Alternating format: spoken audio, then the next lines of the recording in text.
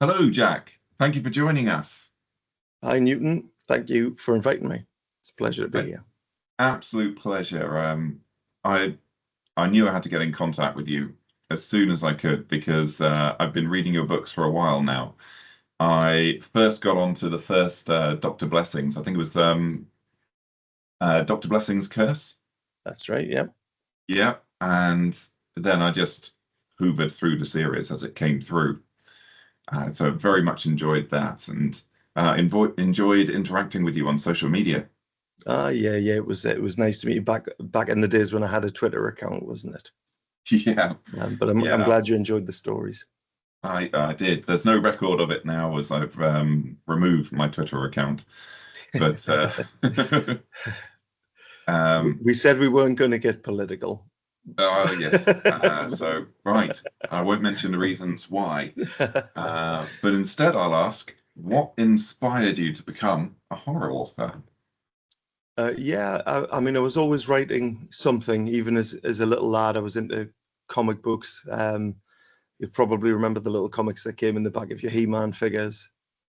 They were some of the first comic books that I used to collect, and then got into things like Batman and Judge Dredd, and then I used to draw my own little comics, and I used to sort of mess about with whatever the homework assignment was in English, and just tenuously connect a story back to whatever the theme was they set, and write the violent, gritty story that I really wanted to write, which sometimes was not very well received by my teachers, but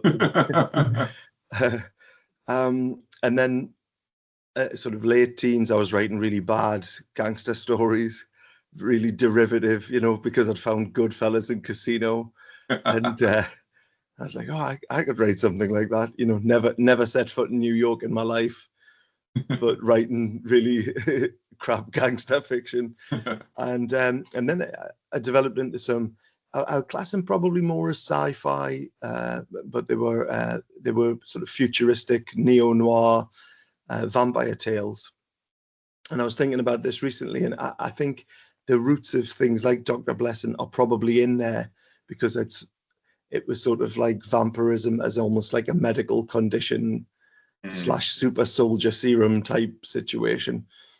But it was all very, very clumsy, of course. And then I cottoned onto an idea that it still worms its way into some of my writing to this day. Stories like Home Sweet Home and A Haunting at Collingwood House are sort of on the fringes of this grander idea that I had started writing back in the day. And at that time, I wasn't really sure what this story was. Like, I didn't know what genre it would be. I didn't know if it was sort of like a dark fantasy or whatever, but I started reading some James Herbert books. I hadn't read horror as such. I'd read some horror comics, but my girlfriend at the time, she was really into like James Herbert. And I think it was probably the second or third book of his that I read was Creed. And there was something about that one that made me click, that thing that I'm trying to write over there. That's horror. That can be horror. That is where this sits. I never found Creed. I grew up as when I think I was 12 when I got Rats and I got The Fog, and then I got Magic Cottage. Yeah. I think my first two were Haunted and The Dark, and then it was Creed, I think, for me.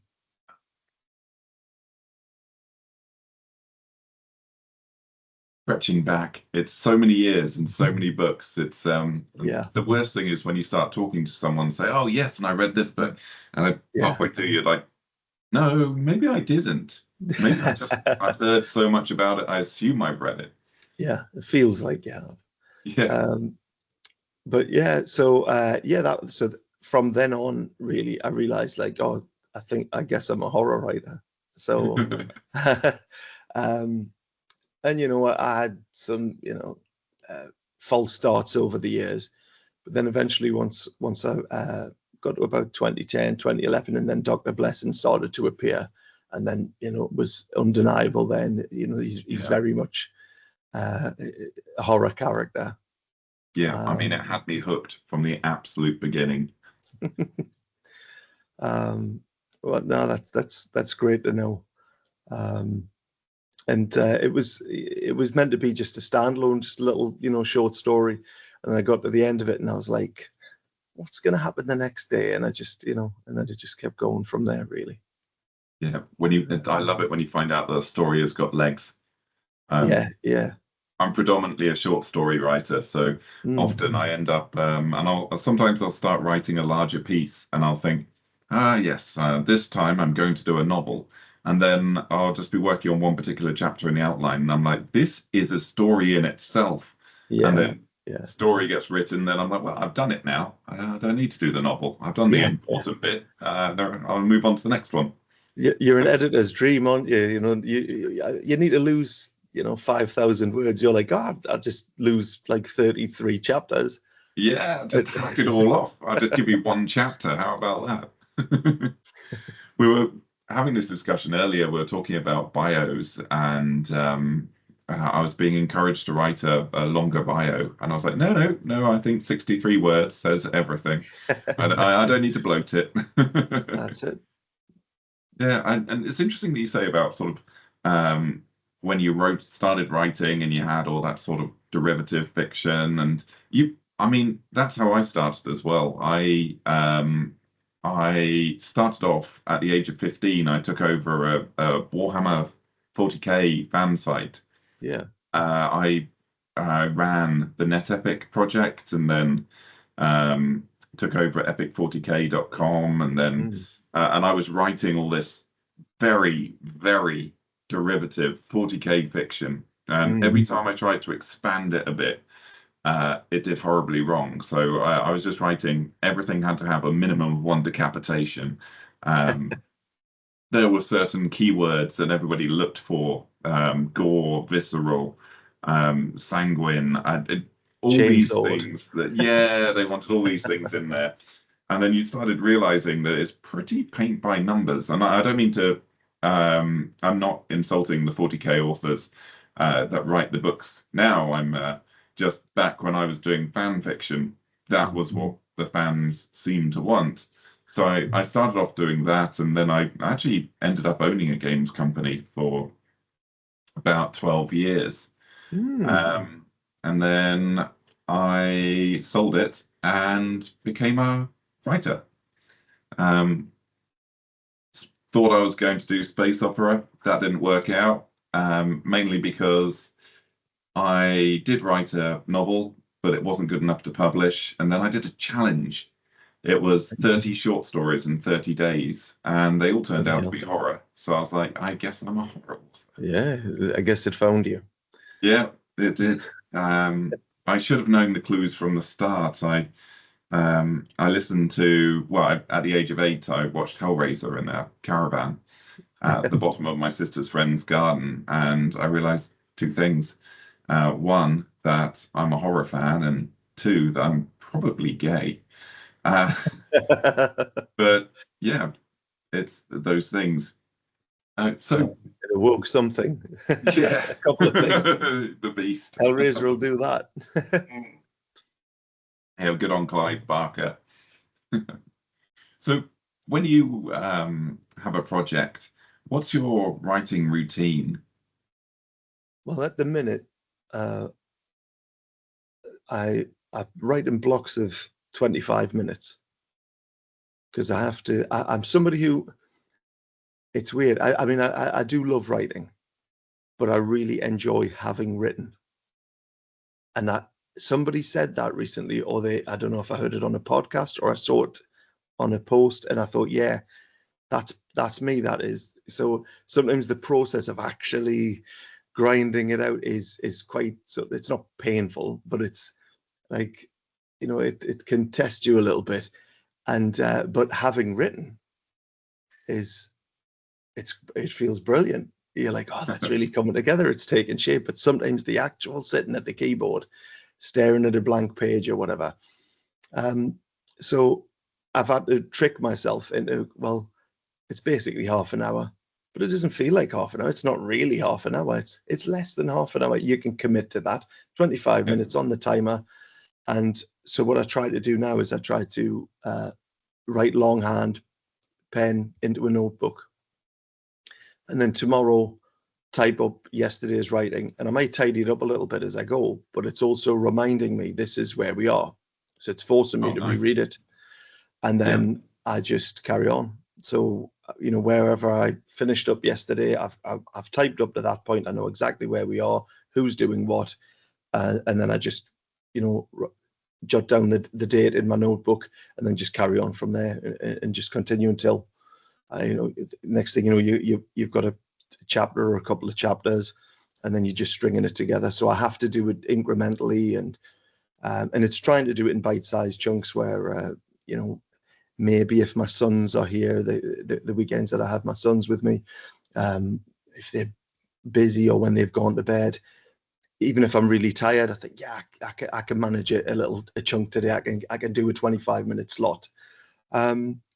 Yeah, so I just do it that way, but there's no special ritual. You know, if I feel like burning incense, I can.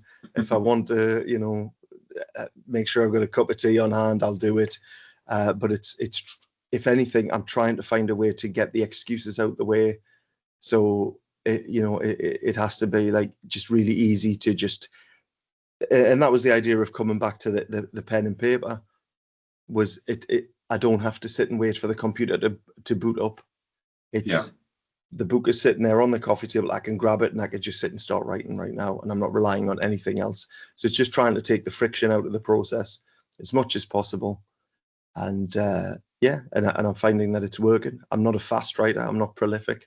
I think you bang the stories out, don't you? But I mean, 30 stories in 30 days. But yeah, I just have to, you know, work it around the full-time job, family commitments, and you know, and just like I said, do it in a way that takes as much friction out of it. And so sometimes I've almost got to trick myself. And well, it's only 25 minutes, and then you get on a roll and you keep going. You start stringing those blocks together, and it's working. So yeah, I mean, when if things are going really, really well, and normally it's at the beginning of a book and at the end of a book, things are going well, I'll use the computer.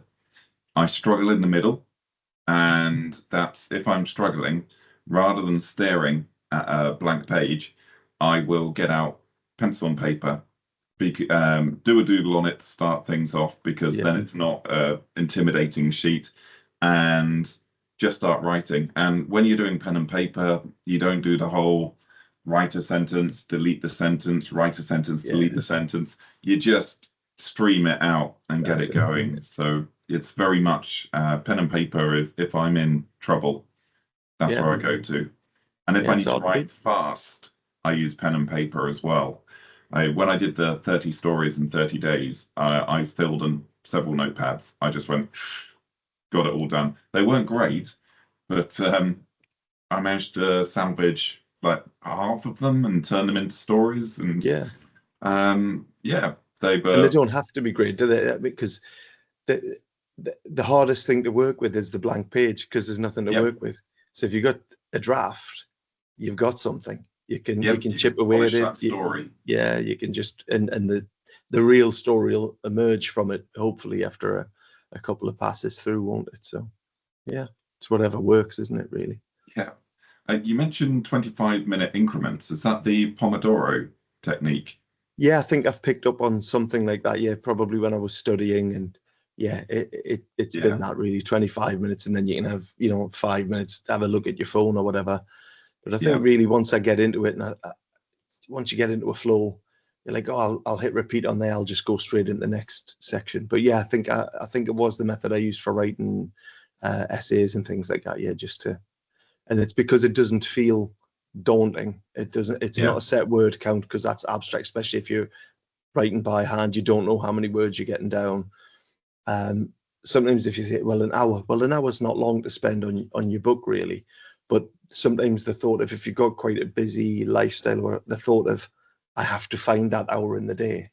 Yeah. But you can find less than 20. You can find less than half an hour, because you piss about on your phone for more than that. So you know, And in fact, one of the things I had to do for discipline was I deleted Instagram because I was just doom scrolling on it, and it was like, 15, 20 minutes before I get out of bed, 15, 20 minutes before I settle for the night. And I'm thinking, I could have written something. I could have created something new here myself instead of just consuming and consuming.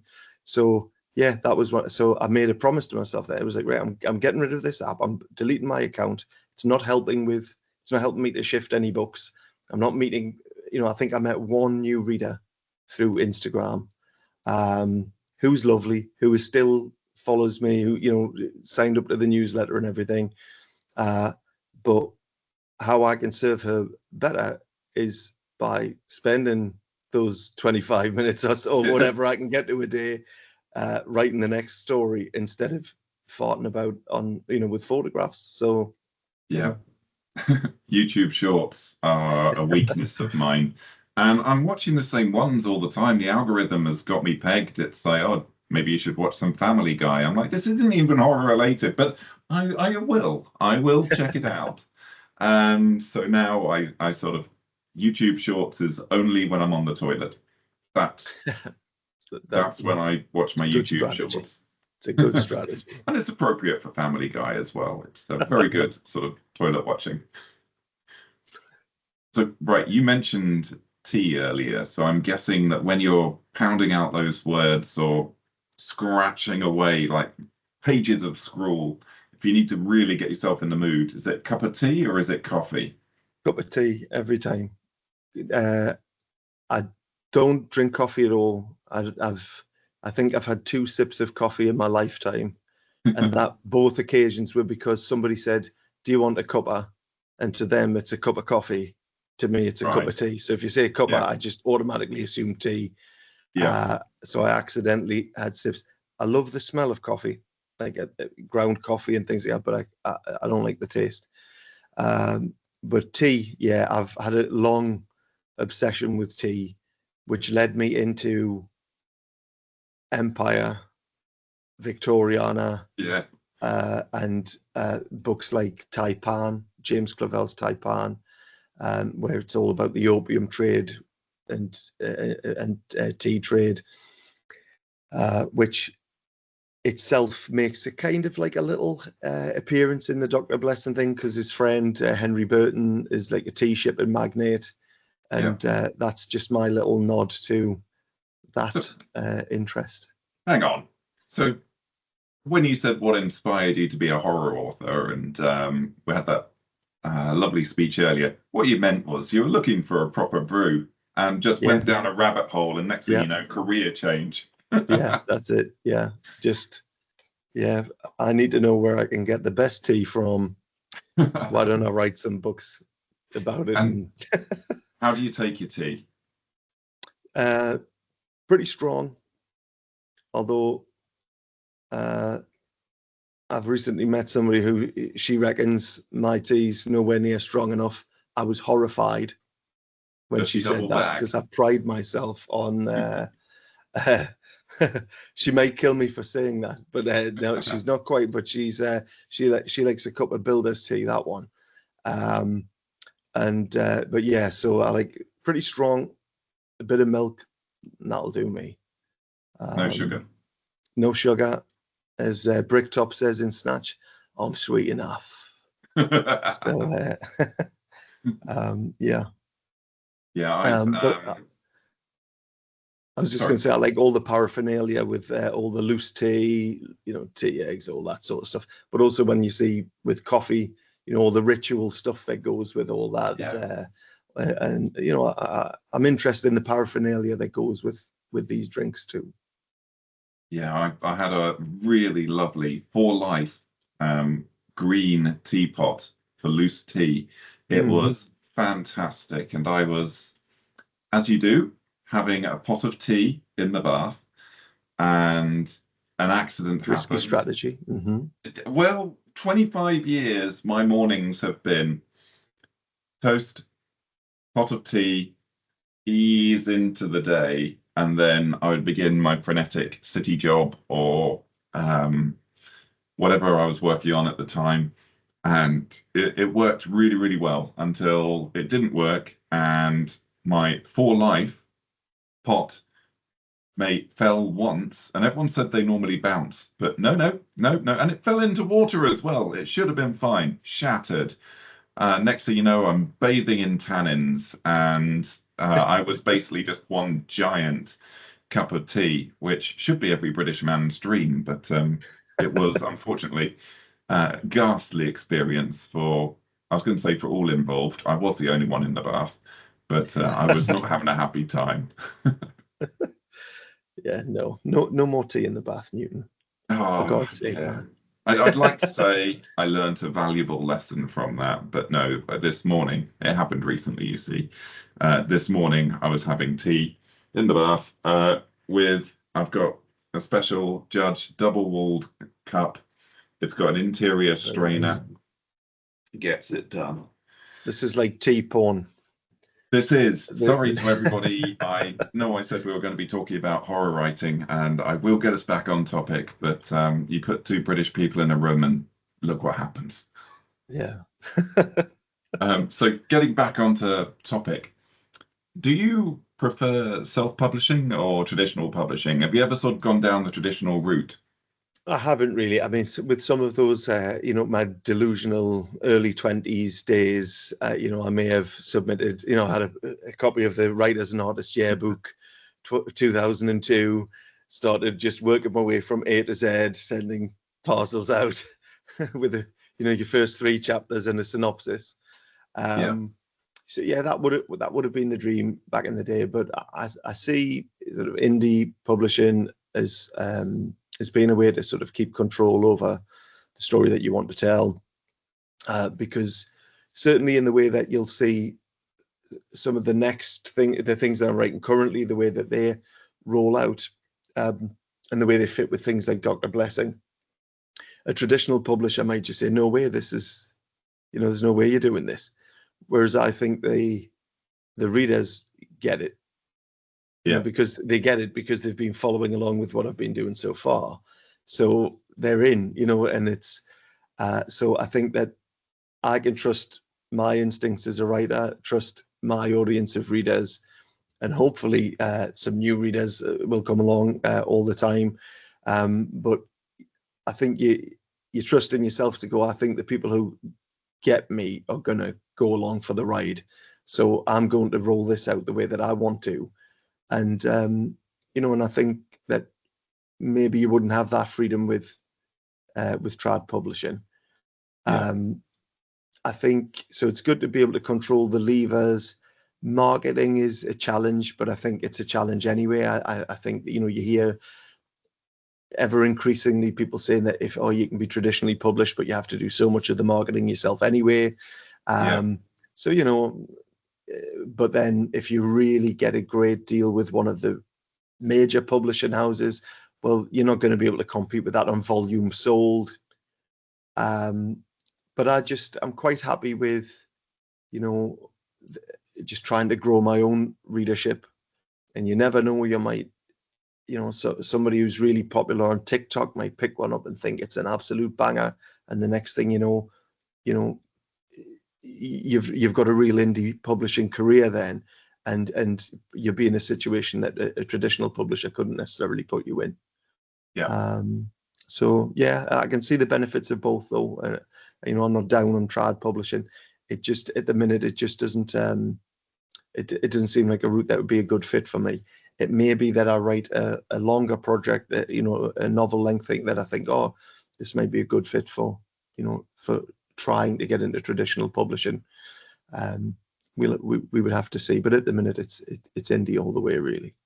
Yeah, I did briefly flirt with the idea of traditional publishing. I submitted one novel to one agent, waited 24 hours, and then after I didn't get within 24 hours a massive retainer check, I was like, yep, independence all the way. Yeah. So there was no real strategy on my approach. I just I was just impatient, and I've grown up. My career has always been data and analytics. So the idea of someone else having control of all that data is ghastly. I like to know what people are reading, why they're reading it, what resonates, what doesn't, and that level of control I don't think I would necessarily have in a traditional agreement. Yeah, and I've had a couple of stories published with some smaller presses as well, about sort of 8 to 10 years ago. But like I say, since then I haven't really been that prolific. I've really had to, plus I was studying for 5 years, so most of what I was writing had to go towards, uni work. So that slowed things down a bit. But now that that's done, and I did do my old trick in a way, because a couple of the creative writing assignments I did go, that's going to be a reader magnet. That's going on Book Funnel. That, I just got to wait till I get the grade back. And I've got a couple of projects that will be novel length pieces, but I've had to shelve them, the more contemporary horror. And I feel like I owe the readers of the Victorian Vampire Chronicles, is that because I rebranded it a few years ago. So, because I always knew Dr. Blessing wouldn't always be the focus of it. Yeah. So the things that I'm writing for it now, the installments that I'm working on now, really bear that out, where we need other perspectives to tell us the rest of the story, that for things that Dr. Blessing wouldn't be able to see. So he wouldn't be able to tell you that story. So we need to see through other pairs of eyes in that world. And I just feel like, I had all these massive ideas for it back in the day, and I didn't sort of, although the 3 that are out there at the minute feel like a nice little nested set, and there are all people say, oh, I've read this trilogy, I love this trilogy, and I'm thinking, it's not just meant to be a trilogy. I just need to pull my bloody finger out and get going with it again. Yeah, so so there's there's all that to come back to as well. But those that was me sort of, like I say, going back to taking the assignments, and I'm going to bloody write what I want to write, and I'm going to make it work for me. It work for me later. I think a degree of stubbornness is so important in almost all jobs, but especially as a writer. Sometimes you just, the energy that makes you intractable is also the energy that makes you plow on and get these books finished. Yeah, I agree. And especially as the Victorian horror really does seem to be going through a bit of a revival now. I don't know what has triggered this, but what do you think causes modern audiences to just resonate with the sort of Victorian, Dickensian literature?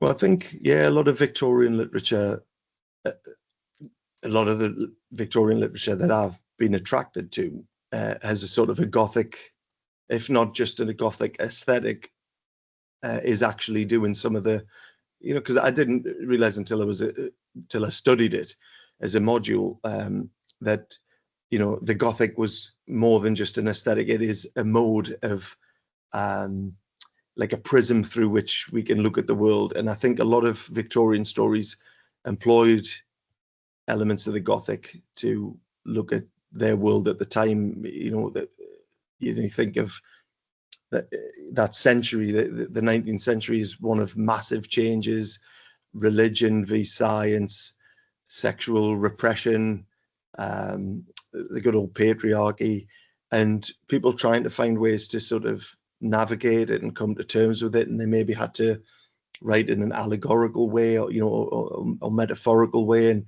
sort of take a pot shot at things from a distance. They come at it diagonally. And I think, telling darker tales enabled writers at the time to do that. And I think we're in a period of uncertainty again, aren't we, really, in a lot of ways. And I think people are perhaps reaching back to the way that societal difficulties or sort of upset was handled in literature a couple of 100 years ago, to try to make sense of today, to try to get a sense of what the future might be. So I think it's looking for answers in times of uncertainty. I think it did that 200 years ago. I think it does it again now.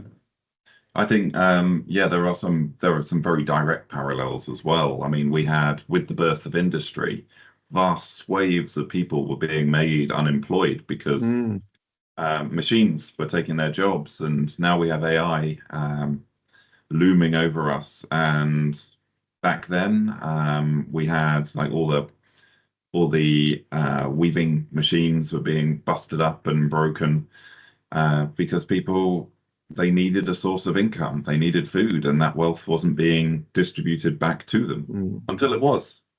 Yeah, The Luddites, I guess they technically did win because we got social reform out of it. yeah. No, we're just getting. No, I'm not going to go there. Oh yeah, so I'm not going there. so one of the things I've noticed in your writing is you have a really real talent for getting your historical accuracy, um, making things that are so realistic, but then imbuing them with the grotesque. It reminds me of the Penny Dreadfuls. Mm. And yeah, do you have any sort of advice on that? Um, I think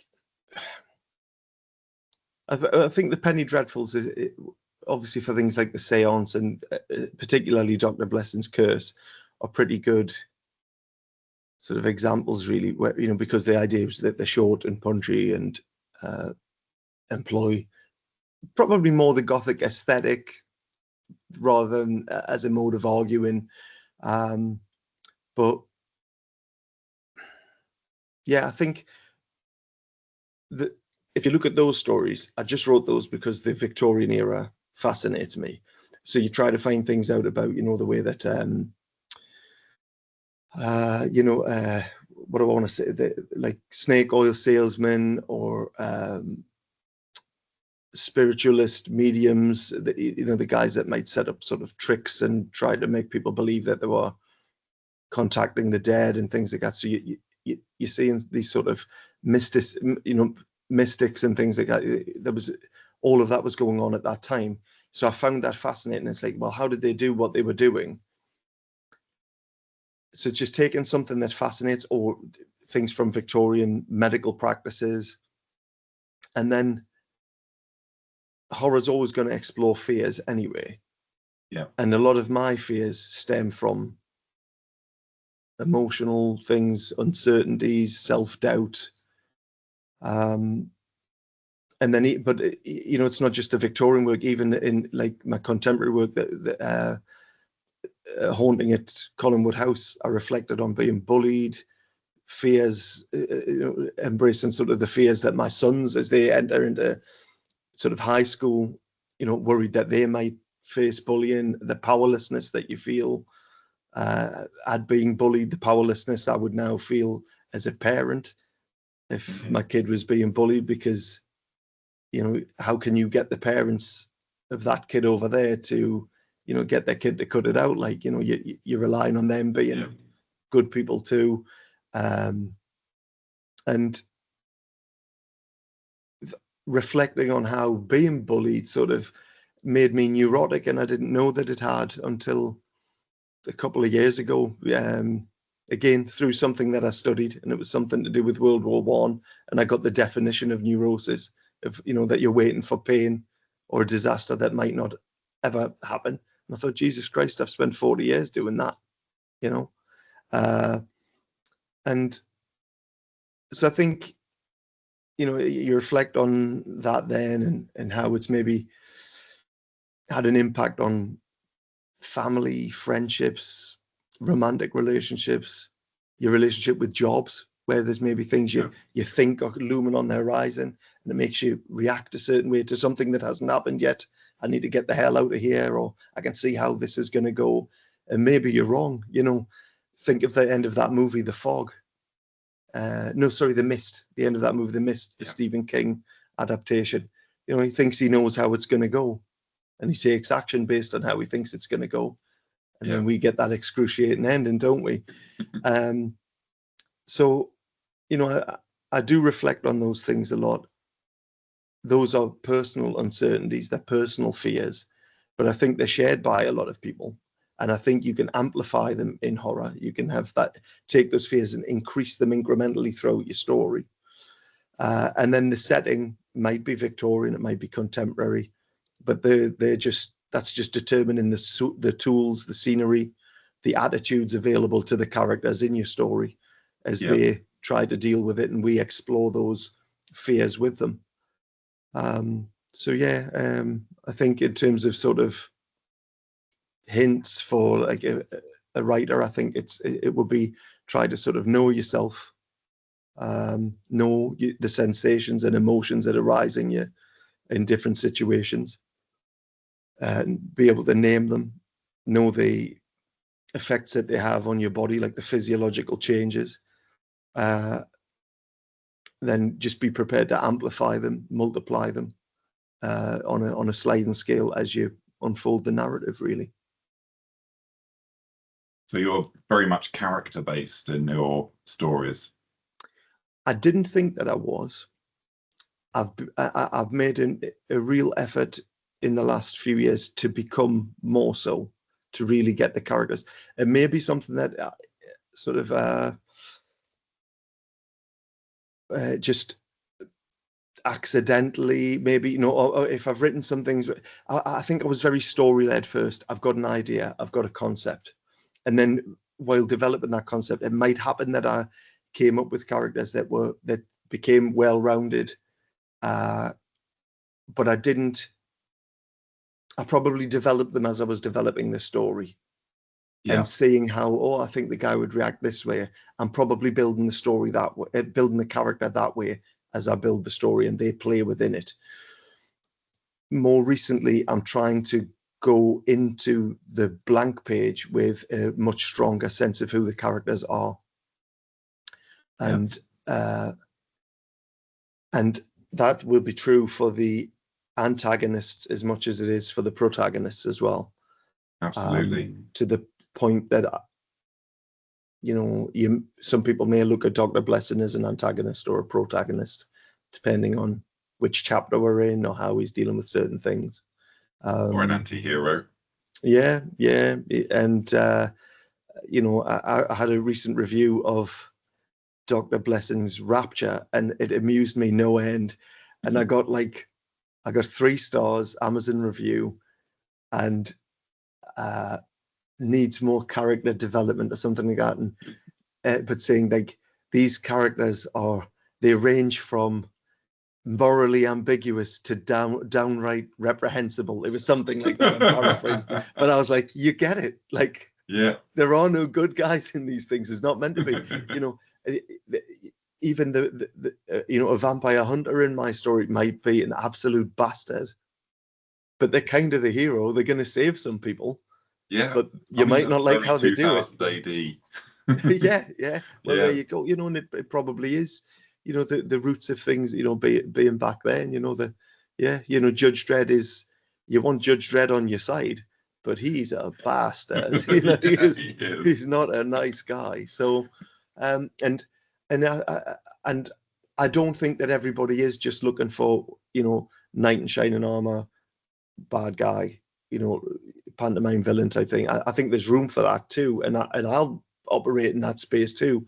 But I think there's got to be lots of room for morally grey, and I like the way that the valences might shift as the story plays out. That there might be chapters where, say, Mary Brigham in Rapture we might seem to wonder why the hell's she doing what she's doing, and then you think, well, why the hell's Blessing doing what he's doing? But by the end, you know, you should come out with maybe a favorite, and that'll be personal to the reader. You know, hope, you know, they might say, oh, I hope, you know, Mary kicks his ass, or I hope that Charles Blanton, you know, can sort of overcome, and, you know, I hope he uncovers everything. Or you might think, no, I think that Dr. Blessing really means to do something good. I hope that he wins, and I could forgive him the bad things that he's done.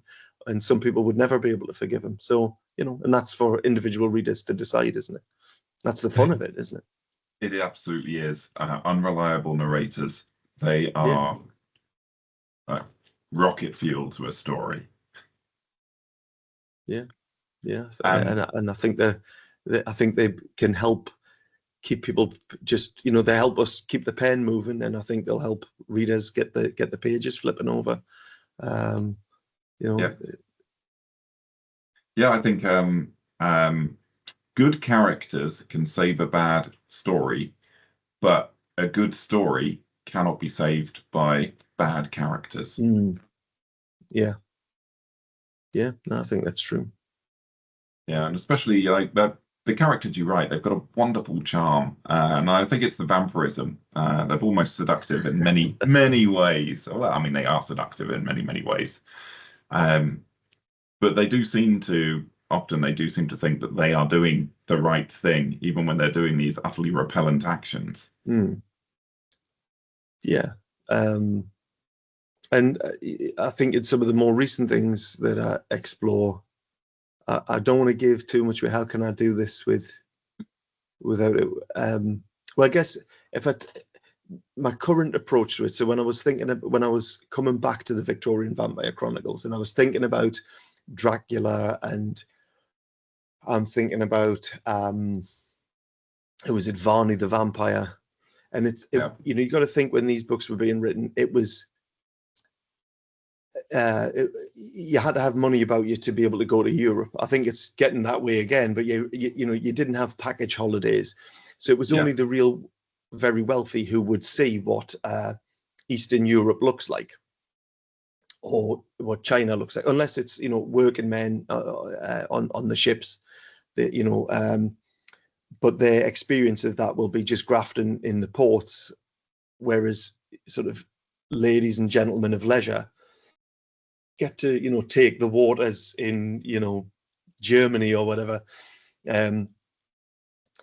so nobody really had a sense of what religions and customs were in other places, so you could really write these exotic tales and fanciful things, and when you look at like Bram Stoker's Dracula, that's what he's doing. He's taking some things from history, confrontations from history, and he plays with them, and he plays with religion, and then the common sort of reader who may be having the story read to them, or if they could reading installments of it, would go, well, God, it must be like that over there. They may not know that, that they may imagine that, everywhere sort of east of France is like that. And so the protagonists are professionals or ladies and gentlemen of leisure, aren't they? Jonathan Harker is a professional who was sent to Europe on a mission, and and so I wanted to go, well, what happens when you take people who are, and you probably haven't really encountered this in the Victorian Vampire Chronicles stories that you've read so far, but where I'm going with it, I don't know if you read Tender Morsels, but you'll see a hint of it with Tender Morsels. It's very much about what happens if you're poor and you're desperate, and vampirism exists in your world. All of a sudden there's going to be food everywhere, and that's where I'm coming at it from now. So or an element of it. So yeah, that's the strand I'm on with it now. It was just, that was a sort of a look at vampirism that you don't get from Dracula. Dracula's written from a very privileged sort of perspective. And so again, we come to that gray area of like, well, if you're starving or if your kids were starving, what wouldn't you do? Yeah, absolutely. Do you ever sort of think, oh, I wish I could get this actor to play this character? Or do you ever see an actor on the TV and think, oh, that would make a good character? Yeah, I think years ago, I think there was like a thing that shared on Facebook or something where it was, writers, imagine, do your dream casting for your novel. And I think back then I was thinking of Richard Armitage for Dr. Blessing. And I think it was Michael Sheen as Aubrey Levi Black from The Seance. And it was there were photos of them in costume in whichever roles they were in, but they look the part. You could just lift them out of those movies in costume and just drop them into this. Now the the casting thing is very much part of the character creation work that I do. So if I look at the character sheets of my most recent, like the work in progress, I have God, I've gone blank. I've got the messenger lad who sort of works for these vampire hunters is I imagine not the accent, but the face of Jack Kilmer, Val Kilmer's son. Right. Okay. And the sort of the hero figure in it is Edward Norton in illusionist mode. I think back in that Facebook casting as well, I had Peter Mullen as Father Haddon in Dr. Blessing's Curse, and it's still very much. Whenever I read about Father Haddon, I always think it's Peter Mullen who I have in mind. Yeah. So yeah, it's like not only did I do it, I very much, I've got it scribbled across the top of page, and often I'll be thinking of a role that they've played. So a recent story, I have a nun in it in Victorian times. I imagine. God, I've gone blank again on the actress's name. Help me out here. She was in... No, I'm the worst at names. I'm heavily dyslexic. Jodie Foster. It's Jodie Foster. Right. Okay. The Dangerous Lives of Altar Boys. She plays a nun who teaches at their Catholic school. So it's just her. Like, I just take her and drop her in it and then shape up the character. And the character may share some traits with the character from the movie. But it's very much, she's going to do what I need her to do in the story. So that, I'll make her my own character. But yeah, it's like I can see her in that costume. I can see her facial features. Maybe her delivery, and so it's like you have a model there to play with in a set that you have in mind. Yeah, it's very much part of it. Yeah, R.L. Stine, he did a very similar thing. He had a massive binder. And but pre-internet, he would go through magazines, and if he saw someone who looked interesting, or he thought I could do a role about that, he would just chop out their photo and put it in his binder. Yeah. And then he would just scroll through the binder when he needed to find characters. And he had to be told that one of his characters was Britney Spears because he didn't know. He just saw the picture, went, "Oh, that'll do." Yeah. Yeah, and it goes. So yeah, Britney Spears is part of the Goosebumps canon. There we go. Who knew? So what are you currently working on? Do you work on one project at a time or multiple projects? Do you mix and match? Tends to be one at a time. And that's because years ago, when I was, there's a couple of projects, there's that thing that I was saying, when I read Creed, I knew that it was a horror thing. That I actually wrote like the first two novels in it, but I mean, again, they would need heavily revised now. I'd need to go back to a blank page with them, but the essence of those stories works into, and I will revisit them. I will actually go back into the world of those stories and bring them to life again. But I got to a point where in my mind, I knew what I had 9 novels floating around in my mind, and I ended up, I discussed them with friends and things, and then I ended up getting bored by them, and I hadn't written them yet. So that kind of stunted that series. And then with Dr. Blessing, I knew what was going to happen next, and I knew what was going to happen next, and it was all this big. It became too big to write down, and it was like I couldn't capture it quick enough. And in the end, it just melted down, and it was like I can't do anything with this anymore. So I left it. That's why it was left for years. And then I came back to it, and I was like, I'm going to start small, because it started small. It started as just like this little standalone story, and I'm going to go back and I'm going to cherry pick from those bigger ideas that I had. I'm going to cherry pick them, and I'm going to just, what do I want for the next story? I'm just going to take this element from that grand narrative thing that I was planning before. I'll just take a piece of it, and I may never pick up the rest of it, but I'm going to pick up this piece of it, and I'm going to run with it. I wanted to tell you the backstory of this character, so I'm going to, So I try to work on one thing at a time, because it stops me from getting cluttered. I don't think it would help to jump around and progress 3 different projects, because none of them will be progressing very far because of, say, if the Victorian projects, the bits of research that I want to do to make sure that, I like putting little surprise in there where somebody will say, oh, is that true? And then they go back and they go, bloody hell, that guy was called that. That was a real guy, or that was a real technique, or a real piece of equipment, or that was happening in that part of the city at that time, or whatever. So that takes a little bit of doing, and I don't want to screw up and put sort of some anachronism in there, and so that takes time, that slows things down, trying to get things right beforehand, but it's worth it, but it just slows things down. So there's no point me doing that and slowing it down further by jumping on with another project. I have to be disciplined now, and not only work on one at a time, but try to only think of one at a time. I allow myself to go forwards a little bit. I allow myself to go forwards a little bit because I'll go, well, I know this is going to stitch up to something else. So I have to leave little threads for myself to pick up later. But I try not to do that too much now, because the ideas run away, they'll become too big again.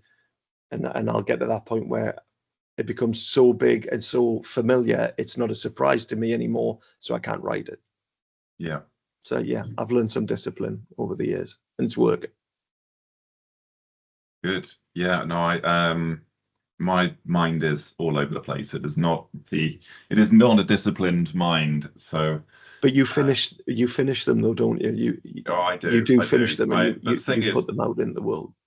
I finish a quarter of them. It's just I write a lot during the day, so a quarter of them is still a fair amount. But I have a graveyard of stories that I've started and finished, and some of them I've ideas that I really, really liked, and then I thought, I am not qualified to write this.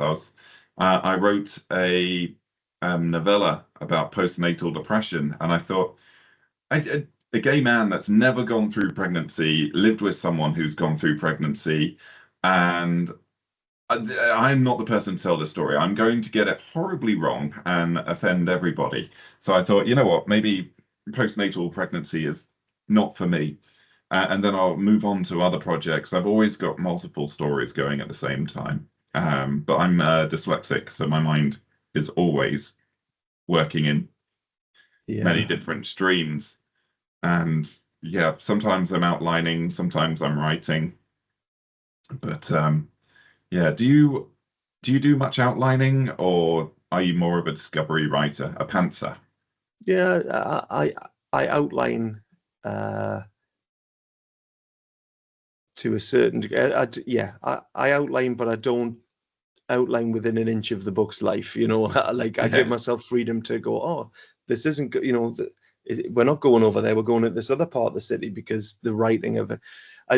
For the current work in progress, I actually wrote it in my newsletter last month, and I said, oh, I'm going to try a different approach. I know the 4 or 5 settings that this story is going to take place in, so I'm going to sort of build the sets. I'm going to do my location work first. I'm going to build the settings. So I've got those scenes. I've got all the details of them, so I can just reach into the bag, pull them out, give you the sensory details and things like that. So what I'll do is I won't have to stop between scenes to create a new scene. Yeah. I made the first scene. I immediately wanted to just start writing the chapter. And then I thought, oh God, I should go back and write where the second scene's going to be. And then I realized, no, because I might change my mind.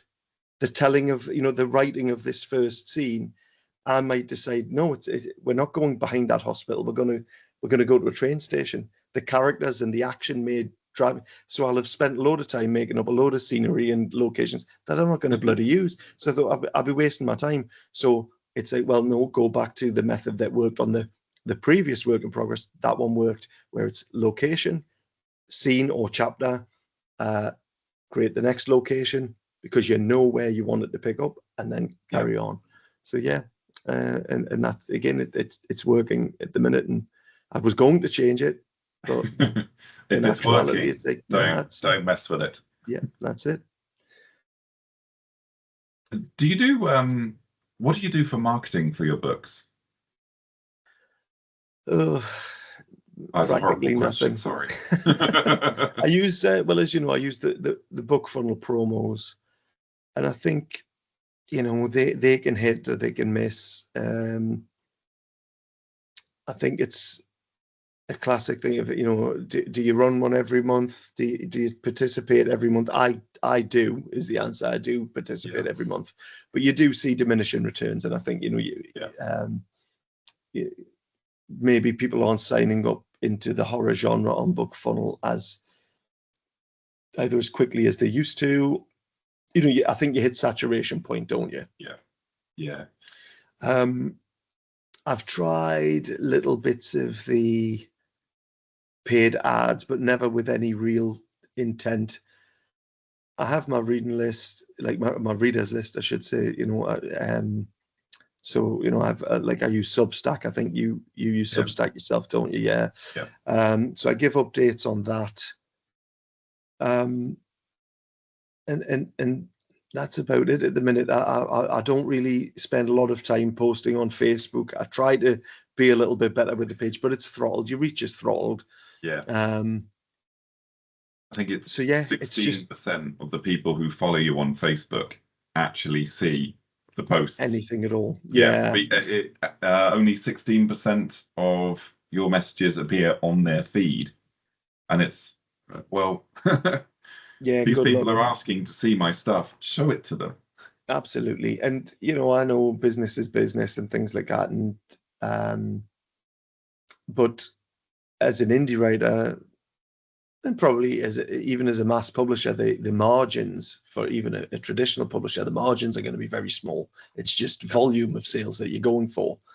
But when volume and margins are both tight, it's very difficult to want to reduce your royalty rate further by taking a chance on that this click is going to, I'm paying £1 for this click to buy a 99-cent book or to sell a 99-cent book that gets me 35 cents.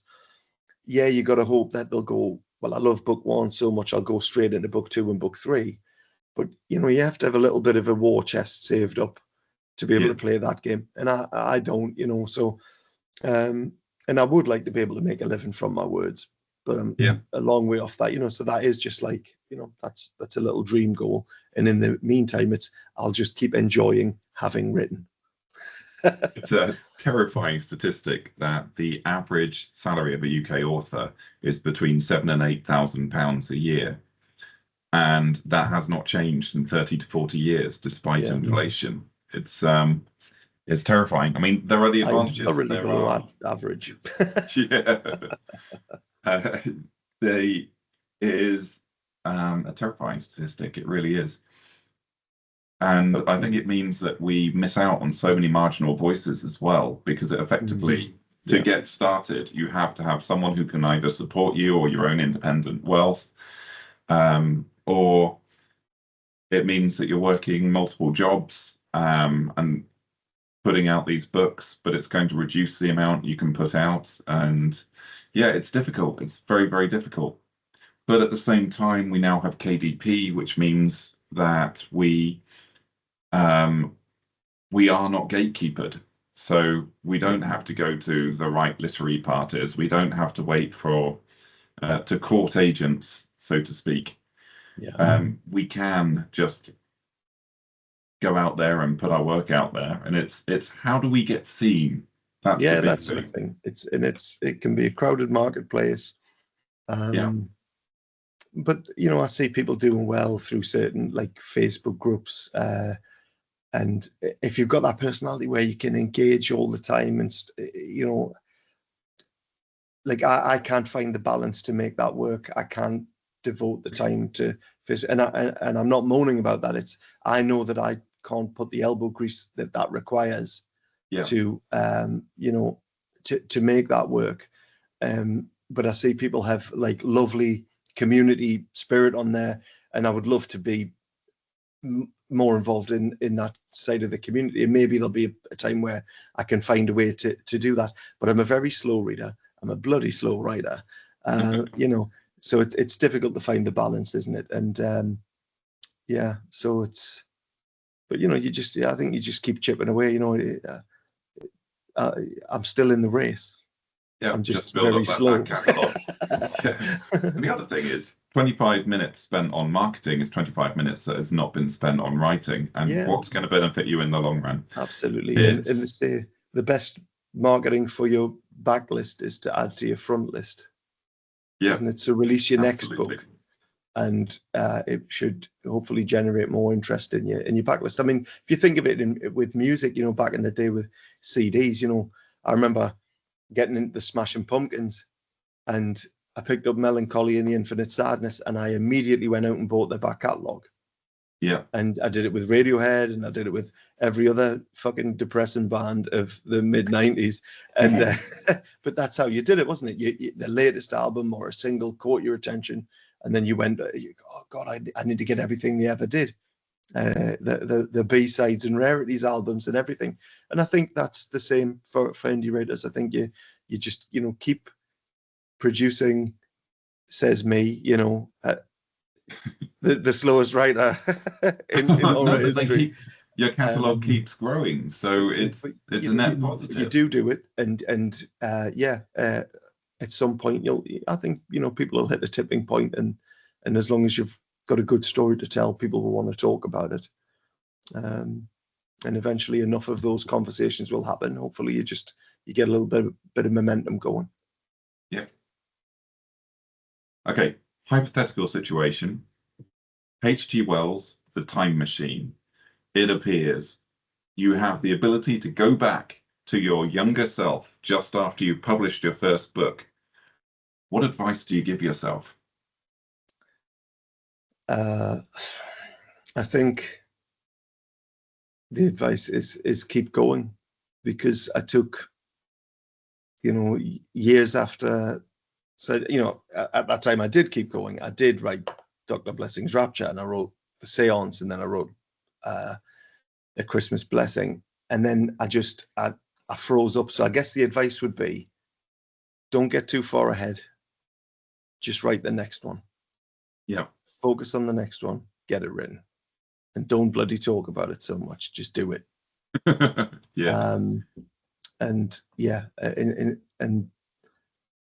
then maybe I would have done the fourth one, and then I would have done the fifth one, and then I would have, you know, then you unlock the benefit that comes from writing in series. Yeah. And I kind of had it. I had like an innate sense of it, and then I just didn't have that follow-up. So I think, go back to the younger self and say, just, you know, don't tell everybody what you're doing. Just go do it. Just get the next one, and then the one after that, and then the one after that. But don't think of them all at the same time. Yeah, that's always a risk. When I was just starting out, starting out, I had all these ideas, and I kept telling my friend, Dr. Chung Lee, Doctor of Physics, not Street Fighter character, and he said to me, he goes, I don't care, don't tell me your ideas, give me stories and I'll read them. Ideas are to a penny, but just get it written down, and then I'll read it. And then I did. I wrote my first novel, and he was a beta reader for it, and he struggled with it. It was my first novel. It wasn't. I learned a lot of lessons from it. It was effectively a creative writing course for me in itself, and I massively overspent on the cover. I massively overspent on editors, but all of those editors taught me a lesson, and so I regret what I spent on the cover. I do not regret what I spent on the editors. Yeah. But I definitely should have saved some of that money for the future. But I was certain that I was like, oh, well, this is obviously going to be a New York Times bestseller. And I had confidence and audacity, but I did not have the experience. But everything that you paid for bought you a lesson. Yeah, it was a paving stone on the journey of authorship. So where are you taking the time machine then? Because you had a doctor advising you back then. Ah, yeah, I did. A doctor of physics. He should have built me a time machine. He should have built one. No, I would have said that £900 for a cover is ridiculous.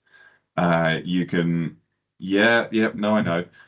My best-selling book has a cover which cost me 50 quid from Book Cover Zone, and I did the whole. I went.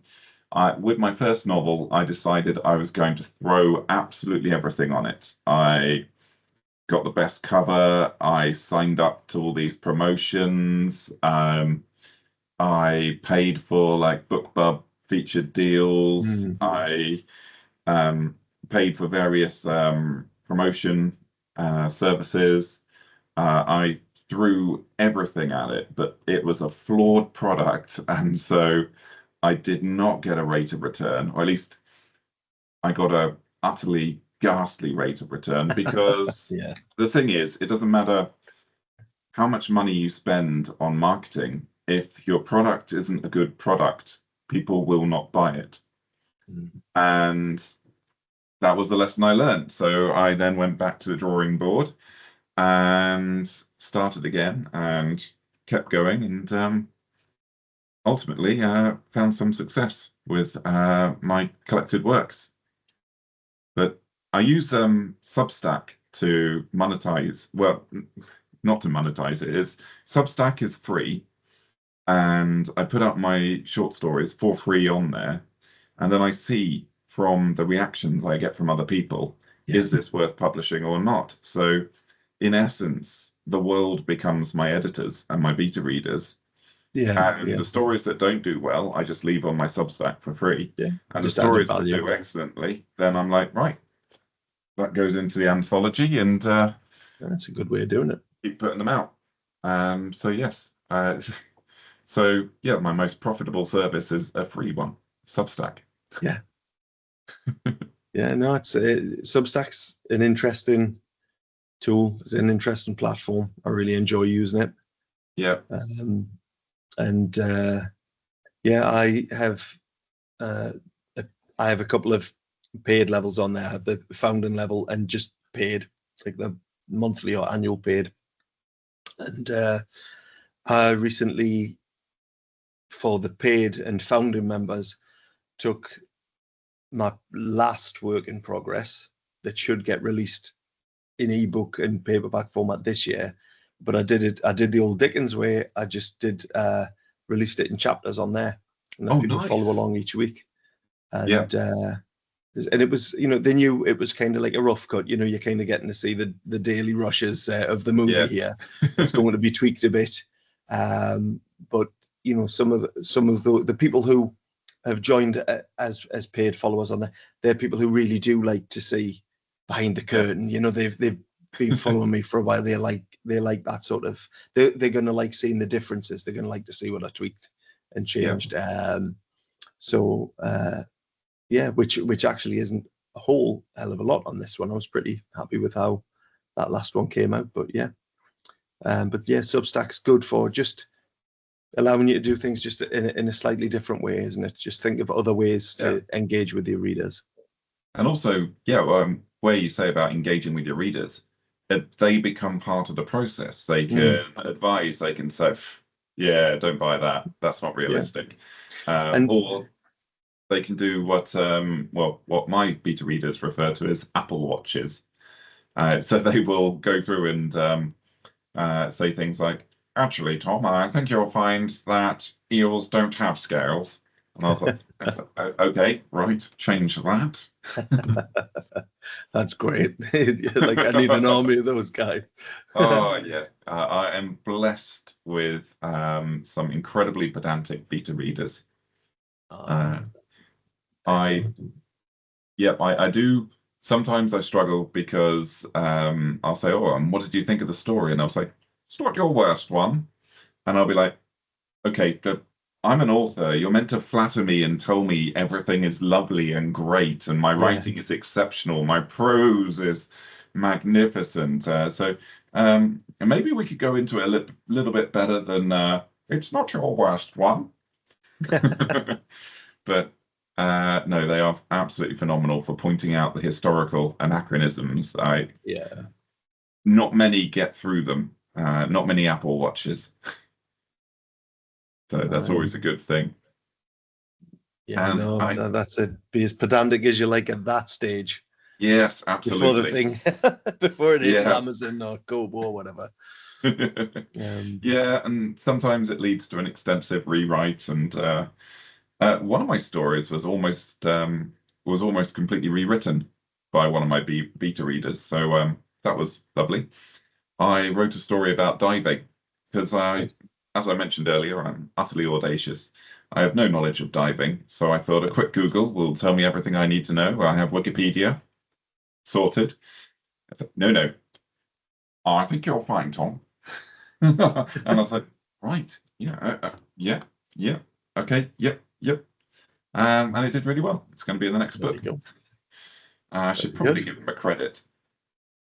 But that's what the acknowledgements page there for. Yeah. No, he's in the acknowledgements. Yep. Well, thank you for a phenomenal conversation. It overran somewhat, but yeah, once you get going, it's quite hard to stop. No, thank you for inviting me on and for giving me some interesting questions to answer. Absolute pleasure.